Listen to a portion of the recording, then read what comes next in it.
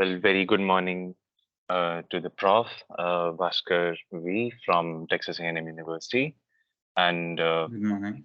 professors from mechanical engineering and industrial distribution. And he has a Ph.D. in mechanical engineering, and he has been working on various domains like viscoelastic modeling, CFD, fluid dynamics, and a little bit of material science. Our last conversation was regarding friction stir welding. So Yes. yeah, a little bit a touch upon all those topics. Hmm. Uh, Clarification and a disclaimer that this video is certainly for a academic requirement. Hmm. We have a course called TEP 5500 Research Methods and Project Execution for Graduate Student Success by the instructors Lydia Wilkinson and Alison McGuigan. And they have been teaching us the research methods of how not to do the research work, like to avoid the wrong steps. That's actually a very interesting topic, to be frank, especially these days. So, yeah. Yes. I hope you are able to see my presentation. Yes. Like, are you able to see the disclaimer and clarification? Yeah.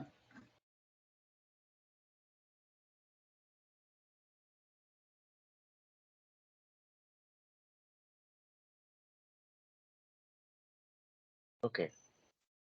So I would like to share this PPT. Is my screen visible now? No, I'm just seeing you.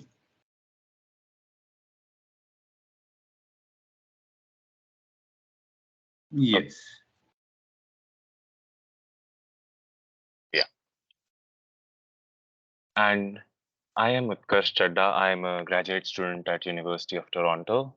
My domain of research involves manufacturing, welding, metal casting, metal forming, and if I talk about a certain material, then it's mostly related to composite materials. And my experience is from defense industry, where I have worked on armored fighting vehicle components manufacturing. And let's go ahead. The key takeaways from the interview. We would like to know about your reflection on your graduate experience, the skills that are vital for transferring from the graduate learning to the real life implementation, be it in academia or industry. Uh, Understanding your approach, how did you choose this career path to be in the academia rather than being in industry, and how do you balance it in between? Like the experiences, the rush, the complexities of problems you could solve in the industry and in the academia. You are uh, transferring the skills to the new students who are in the field, who are learning. So we That's would good. like what you feel like what's missing, and we would Mhm. like how did you evaluate your criteria to a narrow how did you narrow down to it? Now, advice for current graduate students who are in the same struggle as you have been through. Now, question number one, let's cut to the chase. Can you share some key skills or knowledge you acquired during your graduate studies that you found most valuable in your current career? And there is a Uh, question. okay. Looking back, is there anything you wish you had known or done differently during your time in graduate studies? Well, these are two different questions. Let's start with the first one. That is key skills. Throughout my graduate career, that is from a master student till the end of my PhD, I've picked up several different things at several different times, and I've forgot few that I've learned as well. But one thing that sticks is know your priorities and plan your schedule properly. You learn different skills related to your subject, and that keeps on changing from person to person. But one general thing that I always find is always prioritize, know your priorities. Hey, I have this thing that needs to be done by this particular date. is this a priority right now, or is it going to be a priority towards the end? If you are able to plan your day and plan your week properly, eventually these small weeks will end up being a whole year, and then probably your graduate student experience altogether itself. So that is one thing. Next thing is get as much information as possible from all the sources. Basically, what I mean is talk to many people. So if you have a problem, talk to as many people as possible. They might give you some or the other form of information from their own experience, or some other advice that they might have. It is just free. Just go ahead and talk to them, then make a decision. Never make a decision in haste. That is, do not do things in a hurry, basically. These are the two things that I feel are something that I picked up during my graduate experience. Looking back at my experience as a graduate student, there were several things I wish I've done differently. It keeps on changing from time to time when I reflect on my graduate student experience. But one thing that I always felt is the second point that I made, that is during my initial stages, that is primarily during my masters. What I did not do is I did not talk to a lot of people. There were a lot of people who have already gone through that, and I did not talk to them, even though they were around me and they were more than happy to mentor me or give me advice whenever I needed. I just thought, hey, it is my problem. I need to solve it. And that was a mistake that I did during the initial stages. That was one thing that I corrected during my PhD, at least. I had a lab full of teammates and several other people who were always there for me. If I had a trouble, both in my personal and in my professional life, I had somebody to talk to. And I always knew that there were people who were ready to back me up or give me advice whenever needed, both from my family and from my mentors and my lab mates, to be frank. So that was one thing that I always feel I should have done better. I would have been in a different place right now if I had done that. I most certainly relate to that. Like, even I am kind of an introvert. And when I see myself in that situation, like, I tend to feel helpless, but now I have started immediately, like, taking proactive steps and started socializing with the right people. Yes, this is something that I find is often reflected in the performance of an international student. I don't know why they tend to be shy. I'm not trying to generalize, but that is what I have seen. So they tend to be shy. They don't ask a lot of questions in class or in person as well. So that is something that I feel that might change your entire graduate student experience. To be frank, any experience that you have, when you start to talk to people and ask the right questions, you might not get the right answers always, but at sometimes you might get the required information.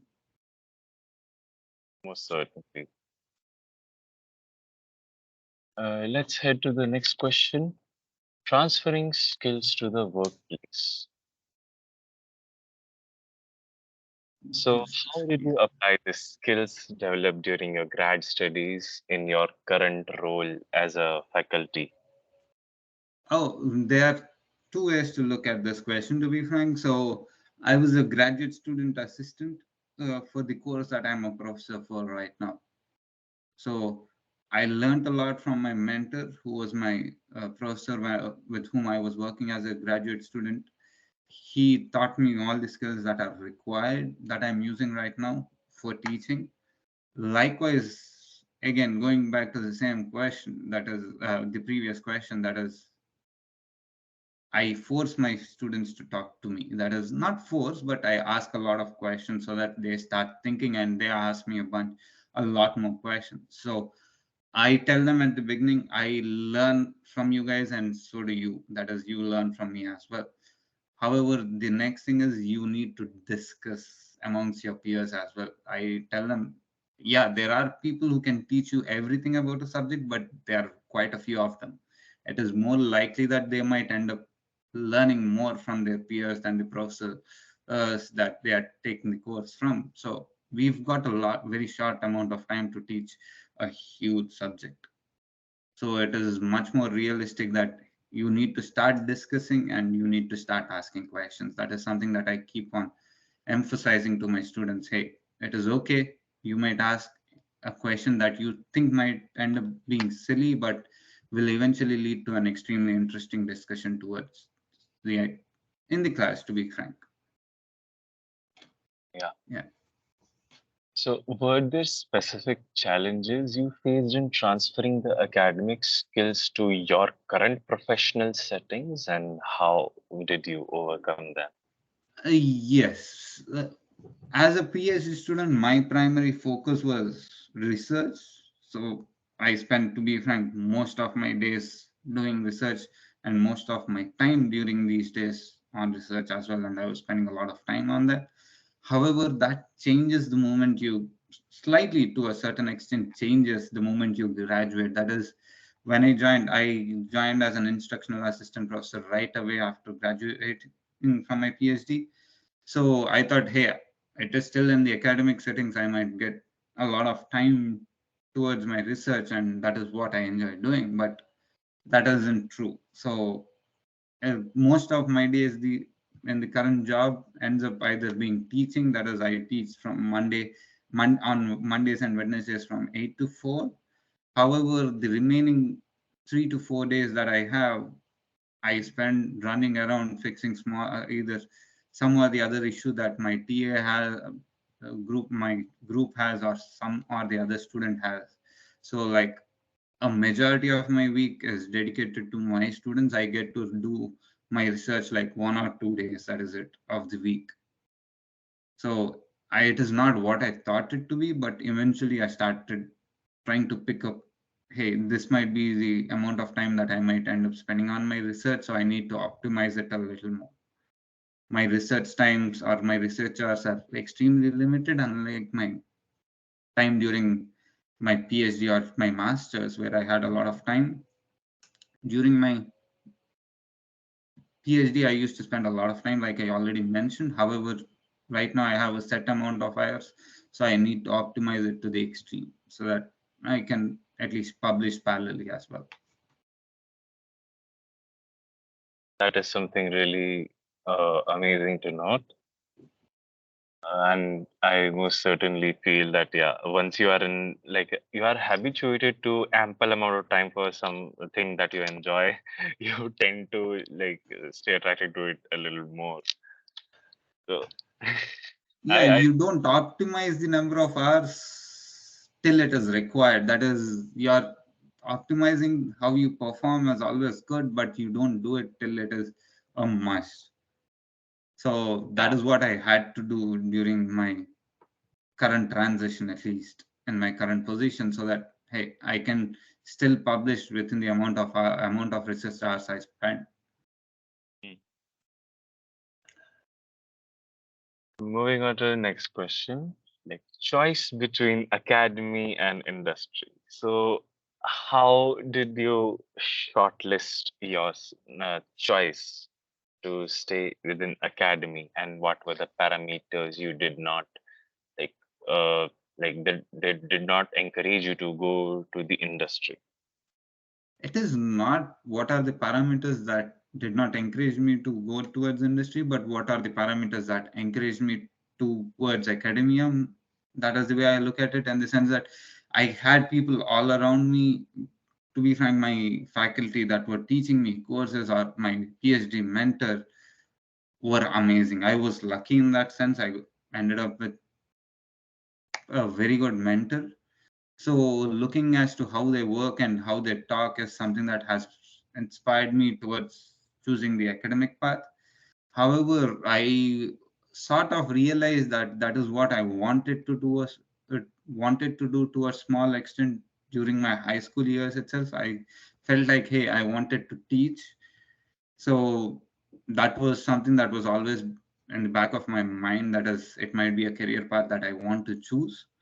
But once I came here and I've interacted with some of the professors, the way they talk or the way they approach a problem was something that I felt was amazing.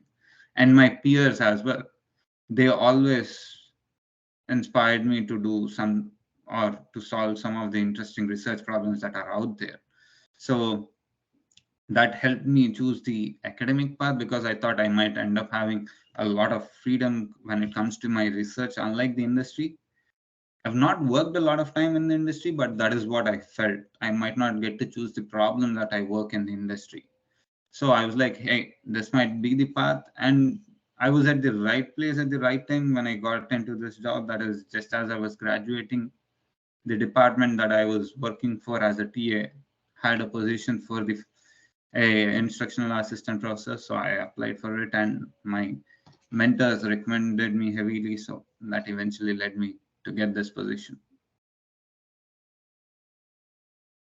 So, what were the particular factors that influenced your decision? I think that's kind of very clear in your previous answer as well. Yes.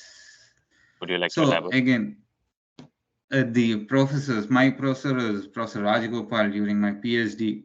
So his approach to problems that are there, or his ideology, was amazing. I've got the chance to talk to other faculty as well. And to be frank, if you think about it, Dr. Patterson, the way he solves problems is also something that is amazing. So I sort of feel like I get to solve very interesting problems in the and on a fundamental level. Specifically, that was something that I wanted to do all along, doing fundamental research. Yeah, in the industry you might get to do research, but it is usually towards the application side. However, in the academia, I feel like it is always on the fundamental side, that is extremely small problems that might have huge implications. I So most that certainly was agree with you. something that pushed me towards my choice of being in the academia. Yeah, like there are two sides to it. Like industry is more monetarily focused, and academics is more fundamentally focused, as you pointed out rightly. And also one more Yeah. thing, one Yes. fun thing, like I heard from a PhD student about his advisor. He says like, yeah, this man is working day and night, and he works in the lab, comes back, writes forms, writes grants, and is always stressed about how to get those grants, how to get those funds. My students will be left behind. I don't want that. So he gave a very nice quote about faculties. Like, the faculties are the rarest breed of selfless people who are willing to go on any heights to either support the students and also fundamentally like enjoy the fundamentality of the research area they are focusing on. And That was that's something true. that impacted me. That's true to a large extent. However, the industry the academics right now is slightly changing, but I still find that to be true in the academic side right now. And if you choose the right mentor, that is how a mentor is going to be in your PhD. And that is what I at least wanted to have in my PhD. So I did not want faculty to micromanage me, and that is why I was highly selective of the professor who I wanted to work with, and I eventually got extremely lucky to work with the PhD mentor that I had. He was like, "You need to grow, so study whatever you want. Whenever you have a problem, come talk to me. I'll help you solve it. But I'm not going to be behind your back to solve it. You need to realize that you're an adult and you need to start working on your PhD slightly on your own so that you'll have a overall development." And that helped me a lot.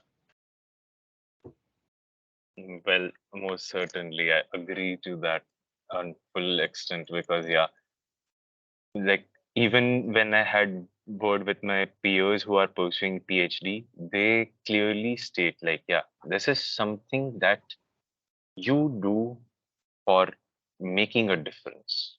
And when it comes to seeking advice, understanding, taking feedback, your advisor is more important. But being micromanaged, like in some cases, in some fields, it's okay. But the self reliance that you learn during this PhD, it has much more value.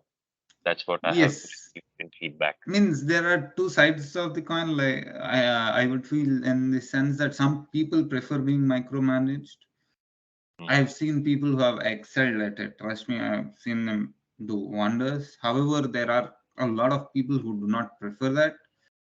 But in a PhD, I feel like you need to come to a roadblock where you will stumble for some time. That is when you might need to be micromanaged. However, during the remaining amount of time, you need to work on your own as well. You need to develop that individuality in research so that you know what is right and what is wrong. Certainly. Moving on to our last question for this meeting. Advice for current graduate students in terms of preparation for their future careers. What would be your advice? Talk to the faculty a lot, come up with a plan on your own, and have priorities in order. That will help you and make your life pretty amazing when you're doing your graduate studies, because that is one of the few times where you are actually challenged, but you are challenged with a set of peers who are also facing the same problem, or who are also in the same boat. The moment you graduate, it will be extremely different, because you'll be surrounded with people who have extremely different set of problems of their own, and who might not be willing to participate or help you as much as you need. So this is one of the best phases of life as a graduate and a undergrad student. That is, you're with a set of peers who are having the same primary goal as you, that is to graduate from the school. However, they are in the same course, or they are beside you in the same class when you are learning new things. So you get to hear several different kinds of ideologies, or several different kinds of ways of thinking that is there. That is something I'm a bit lucky when it comes to in academia. I get to see that for a long amount of time. I have like 360 odd students right now, and I get to see all of their minds working in different ways. So that is something you learn a lot. Means, hey, this is a new way to think. It might be an amazing approach to solve a problem as well. So talk to your peers and the faculty that is around you. It'll change your student experience. Like you rightly pointed out towards the diversity and the thinking, the thought processes they have. Like everyone possesses a different way of thinking about a problem, which is really unique to them. Yes, because I told you, my department primarily focuses on the applicative side of engineering. That is, we have several hands-on labs for almost all the courses that we teach. So, uh, on a random day, any random day, I'll have a student come talk to me and say, "Hey, I have this kind of experience. I find this problem in my workspace that I'm currently employed in, and I find it to be interesting, and I think this is the way it needs to be solved." And I'll be amazed. There were several times where I spent like a couple of days thinking about what the student said, because that has never been my line of thought. Even though I worked in the same on the same problem, or I've thought the same problem for several other students, a single student will come and change your thinking about it. So that is something very good. You're in a very good place whenever you're in the graduate studies, where you actually have students from different backgrounds come talk to you. I most certainly agree with that. So, the last question, are there resources or strategies you recommend for optimizing the grad school experience for career success? Hmm. Usually, most universities means, depending on the kind of job that you want. One thing that I strongly recommend, and I found out to be a lot helpful, is at the end of every semester, try to reshape your resume or rebuild your resume. You'll see where you were at the previous semester and where you are right now. So one of my lab mates always suggested, it doesn't matter how you have progressed, as long as you have realized that you have made some progress. So I was in a roadblock when he told me that. So he was like, did you check yourself from yesterday to today? That is, had you made any progress? You can't, like he indirectly told, Rome was never built in a day. So take small steps, eventually you'll reach there. Okay. So one thing that I always recommend my students who are planning to pursue masters or who are in their masters, that there are several things that a university provides. Like in A&M, we have a career center. So go to them. They'll tell you how to improve your resume. Okay. That will give you a new outlook as to what you've done in the last semester. So likewise, there are many such tools that are readily available, but I don't want to recommend one. So go around, see what your university is providing or see what is out there. To be frank, these days there are several AIs that are helping students in different ways. So saying, hey, this is the one thing that will help you improve your graduate student experience is something like I feel kind of deceiving, but yeah. So try to use as many tools and see whichever is helpful to you. It'll keep on changing from person to person. Well, that was really nice advice and really accurate. Like, in my bachelor's, like we had very limited resources, but they were like extremely useful. But now when I'm here in University of Toronto, at a point, like there are so many resources, I get confused and I feel resource because like, oh my God, what should I choose from? Yes. So it keeps on changing from person to person. He or she might need one kind of resource at a particular point of time and another resource at a different point of time. So yeah, talk to people, see there are going to be several resources, see what might work out for you. Awesome. You're already paying for it, might as well use it. Yes.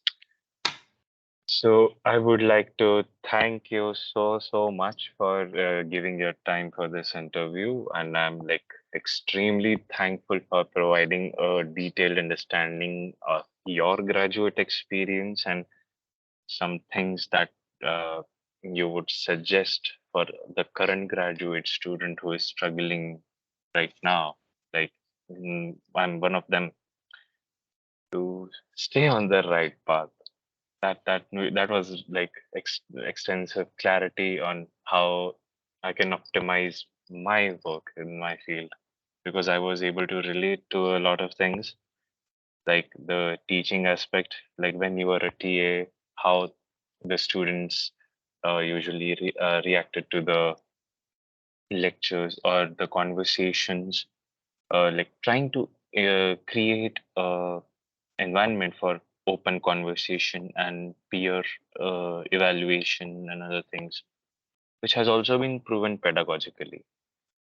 But uh, I would not take much of your time, but I'm like extremely thankful to you. Just one note for this recording. Yeah. This recording is under CC by 4.0 non-commercial license and Okay. will not be used for any commercial purposes. Okay. Well, It's been great going through this interview. Thank you for your time as well. thank you for your time. I'm stopping the recording just a second. Yeah.